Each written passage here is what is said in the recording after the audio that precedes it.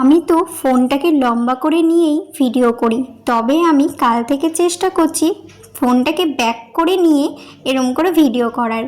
তো যাই হোক, একটু চেষ্টা করতে করতে তবে হবে আমার এরকম করে ভিডিও করা, না হলে না লম্বা করে ভিডিও করে কেমনই যেন একটু লাগে। যাই হোক, হ্যালো সবাই, তোমরা সবাই কেমন আছো? আশা করি খুব ভালো আছো, আমিও ভালো আছি গো। আজকে যেহেতু সানযাত্রা, তার জন্য আমার শাশুড়ি মা এই পদ্ম ফুলগুলো নিয়েছে। পদ্ম ফুলগুলোকে ভালো করে ফুটিয়ে গুছিয়ে দিয়েছে আমাকে ফুলগুলো সমস্ত। আর আজকে কিন্তু সবাইকে আমি নতুন ড্রেস পরেছি। যেমন ফার্স্টে গোপলু সোনাকে দেখালাম, গোপলু সোনাকেও কিন্তু নতুন ড্রেস পরেছি স্নান করিয়ে।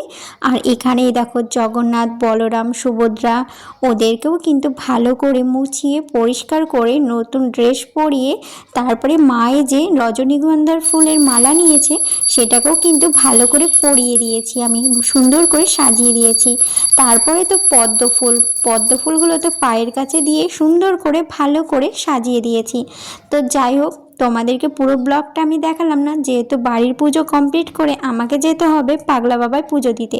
আমি সমস্ত পুজো কমপ্লিট করে তোমাদের সঙ্গেই দেখো শেয়ার করছি। তো সমস্ত আমি কিন্তু ফুল দিয়ে ভালো করে সাজিয়ে পুজোটা বেশ সুন্দর ভালোভাবে দিয়েছি দেখো। আর যেহেতু আমাদের বিল থেকেও অনেক ফুল নিয়ে এসে দেয় বাবা, তারপরে তো বাড়ির গাছের ফুল আছেই, সেইগুলোতে অনেক হয়ে যায়। তো যাই হোক, আমার কিন্তু বাড়ির পুজো কমপ্লিট করে তারপরে এই দেখো আমি কিন্তু চলে এসেছি পাগলা বাবায় পুজো দেওয়ার জন্য। আমি তো ভাবতেই পারিনি যে আজকে এতটা ভিড় হবে। হ্যাঁ, যখন আমি যাই তখন কিন্তু দুজন ছিল, তারপরে কিন্তু আস্তে আস্তে ভিড় হয়ে গেছিলো। তারপরে এই দেখো আমি কিন্তু ঢুকে যেমন আমি ঘন্টা বাজাই সেরকম কিন্তু ঘন্টা বাজিয়ে দিলাম। তারপরেই দেখো ইনারা পুজো দিচ্ছিলেন বলে তাই আমি একটু দাঁড়িয়েছিলাম। তারপরে পুজো দেওয়া কমপ্লিট হয়ে গেছিলো ওদের, তারপরে কিন্তু আমি চলে আসলাম। আমি তখন একাই ছিলাম। তারপরে এই যে মহাদেবের মাথা থেকে সমস্ত ফুলগুলো সব নামিয়ে পরিষ্কার করে আমি তারপরে জল দেব, তার জন্য সমস্ত কিছু পরিষ্কার করে নিচ্ছিলাম। তো তারপরেই কিন্তু একটা দিদিভাই আসলো, দিদিভাইটা দাঁড়িয়েই ছিল। তারপরে এই যে আমি কিন্তু তারপরে তাড়াহুড়া করে পুজো দিতে লাগলাম, যেহেতু ভিড় হয়ে যাচ্ছিল, এক এক করে সবাই চলেই আসছিল।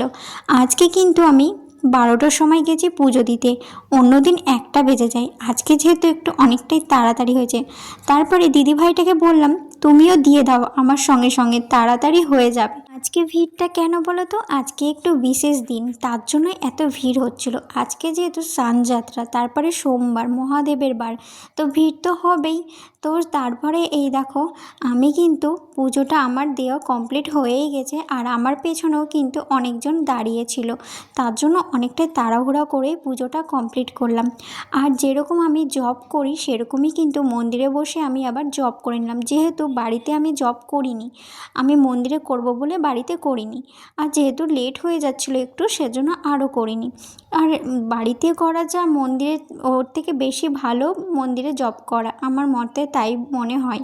তো যাই হোক, এই দেখো আমি কিন্তু তারপরে প্রণাম করে তারপরে কিন্তু বেরিয়ে চলে আসছি মন্দির থেকে। আর তারপরে আমি কিন্তু আবার ভুলে গিয়েছিলাম যে ঘরটা নিতে, যেহেতু আমি চান জল নিব বলে ঘরটা আমি রেখে দিয়েছিলাম। আর চান জল নিব কি আমি ভুলেই গেছি ঘটের কথা। হট করে মনে পড়ে বেরিয়ে আসার সময়তে যে আমাকে ঘরটা নিতে হবে। তারপরে হট করে আবার গিয়ে ঘরটা নিয়ে আসলাম, নিয়ে এসে দেখো বেরোনোর সময়তে আমি ঘন্টা বাজিয়ে আবার চলে আসছি। আজকে ভেবেছিলাম মামামদের বাড়ি যাব, কিন্তু আমার শরীর না একদম দিচ্ছিল না, খুব ক্লান্ত লাগছিল, খুব শরীরটা হঠাৎ করে খারাপ করতে লাগছিল রাস্তার মাঝখানে। তো সেজন্য আর মামামদের বাড়িতে আর গেলাম না, গেলে কিন্তু একটু চান জল দিয়ে আসতাম। যেহেতু যাই যখন চান জল দিয়েই আসি, আর কিন্তু শরীরটা খারাপ করছিল বলে সেই কারণে আর গেলাম না। তো সোজা একদম বাড়ি চলে এসেছি। আমি বাড়ি এসে ঠাকুরের জিনিসের সমস্ত কিছু ঠিকঠাক করে রেখে তারপরে আমি হাত মুখ ধুয়ে খেতে বসে পড়েছি, যেহেতু সকাল থেকে আমি কিচ্ছু খেয়েছিলাম না, খুব খিদেও পেয়েছিল। আর এই দেখো যা রান্না করেছি সেগুলোই সমস্ত কিছু অল্প অল্প করে নিয়ে নিয়েছি। ডাল, আলু ভাজা, করলা ভাজা, আলু পটলের তরকারি, বড়া ভাজা, সমস্ত কিছু নিয়ে তারপরে এই যে একটু লেবু নিয়ে খেতে বসে পড়েছি। আর এত খিদে পেয়েছিল না, আর মাথা ব্যথা মানে ঘুরছিল আমার। খাওয়ার পরে তারপরে ওপরে যখন যাই তখন আমি একটু শরবতও বানিয়ে নিয়েছিলাম, চিনি দিয়ে লেবু দিয়ে একটু শরবত বানিয়ে উপরে নিয়ে এসেছিলাম। তারপর খাওয়ার পরে শরীরটা মনে হচ্ছে এখন ঠিকঠাক লাগছে। আর আমার এই ভিডিওটা তোমাদের কেমন লাগলো অবশ্যই তোমরা জানিও। বাই সবাইকে।